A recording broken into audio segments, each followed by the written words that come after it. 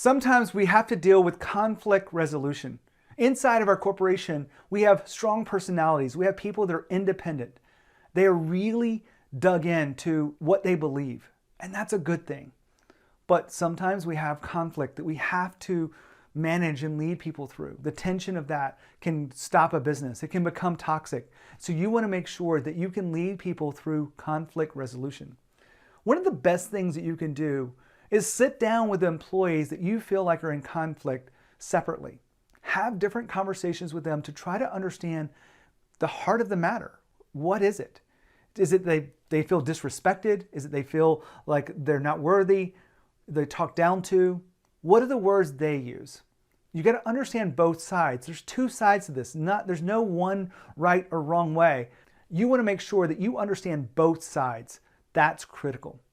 And then you also want to make sure that you have space to coach them together. This isn't you telling them what to do and get it right. You can't force people to get over conflict resolution.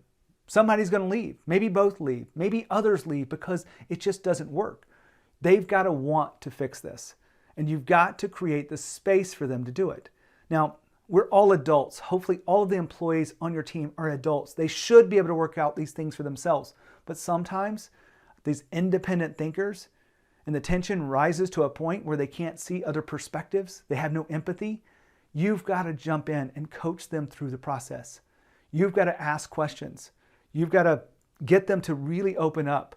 I've done a lot of videos about how to get people to open up. You can check out, being vulnerable on other videos. But today I wanted to just share with you that conflict resolution is something that you have to understand as the leader of an organization that might be moving faster than what's comfortable. And you've got to do these things quick. You can't avoid them. Avoiding conversations like this and really does set the company back. It slows it down over time. You get what you tolerate. And I share all this with you because I was recently talking to a colleague of mine who had to have conflict resolution. And it made me think of some of the experiences I've had working with teams and helping people understand the core of those conflict resolution and helping them move forward, helping them get beyond it. Coaching is not about just discovering the problem, but it's how we move forward together. You may not know the ins and outs of coaching. I've spent the last 10 years dedicating myself to how do I engage people to see other perspectives and have empathy and really challenge some thinking that keeps them stuck. Now, in conflict resolution, you want to make sure that you're understanding both sides, that you're bringing them together to have conversations, and you want to be patient. It takes time.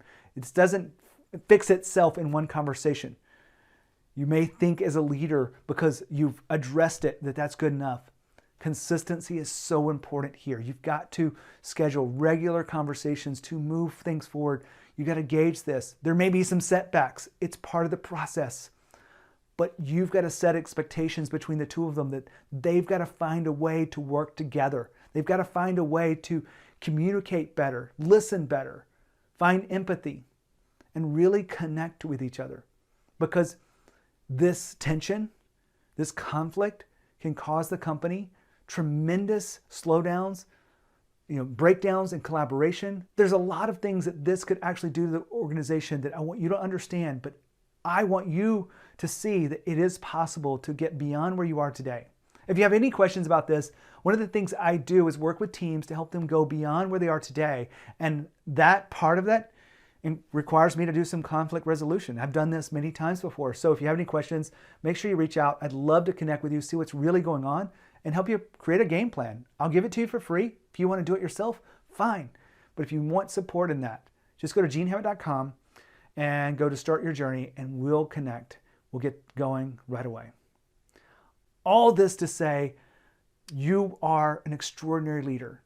You want to make sure you're continuously pushing on how do you connect and engage with your team. Conflict resolution is a part of that. You want to make sure that you're not ignoring it and avoiding it. When you think of growth and you think of leadership, think of Growth Think Tank. As always, lead with courage. We'll see you next time.